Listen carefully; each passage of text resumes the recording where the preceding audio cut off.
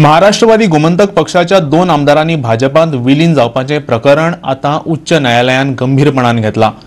ह्या विलीनीकरणा आड घाल्लो अर्ज मुंबई उच्च न्यायालयाच्या गोंय खंडपीठान मानून घेतला आणि संबंधितांक नोटीसी धाडल्यात। 30 एप्रिलाक ताचेर सुनावणी जातली। 27 मार्चाक मध्यान राती उपरांत मगोचे बाबू आसगांवकर आणि दीपक पावसकार भाजपात गेल्ले। तशें करतना मगोच्या विधिमंडळ पक्षाचे भाजपात विलीनीकरण करता म्हणिल्ले ते सभापती मायकल लोबन मानून घेतिल्ले, पूण फॉरवर्ड डेमोक्रेटिक लेबर पार्टीन ताकाच कोर्टात आव्हान दिला।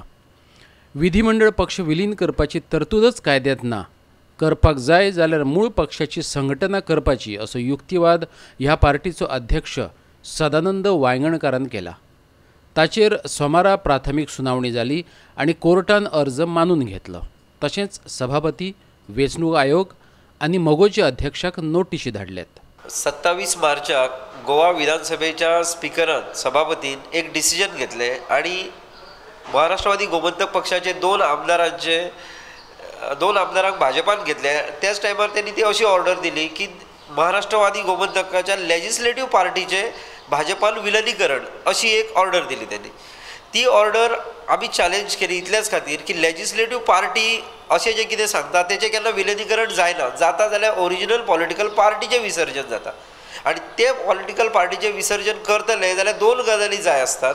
एक गजाल म्हणजे ओरिजिनल पॉलिटिकल पार्टीन एक रेजोल्यूशन घेवचें आसता की आमी आमची पार्टी ह्या हेतून मर्ज करता म्हणून।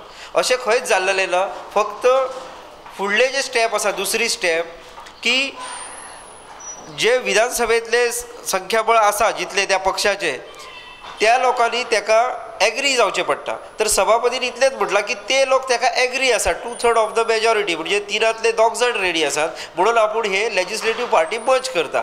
खरें लेजिस्लेटिव्ह पार्टी मर्ज करप हे प्रोविजन नसल्या कारणान जे हे मर्जर केला महाराष्ट्रवादी गोमंतक पार्टीचे हे बेकायदेशीर अशें आमी म्हणटा। आमच्या पार्टीन हे पावल उखल्लेलें आसा की अशे जे पक्ष बदलू लोक आसात हांकां धडो शिकोवपाक जाय।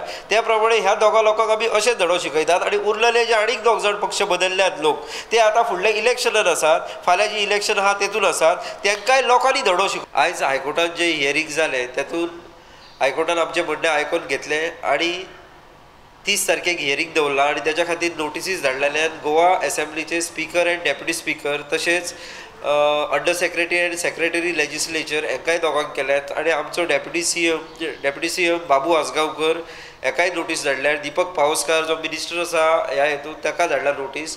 तशेंच चीफ सेक्रेटरीक नोटीस केल्या on behalf of Goa state. त्याच प्रकारे इलेक्शन कमिशन हाकाय नोटीस धाडल्या। पणजेच्यान आमचो व्हिडिओ पत्रकार इर्शाद शेख।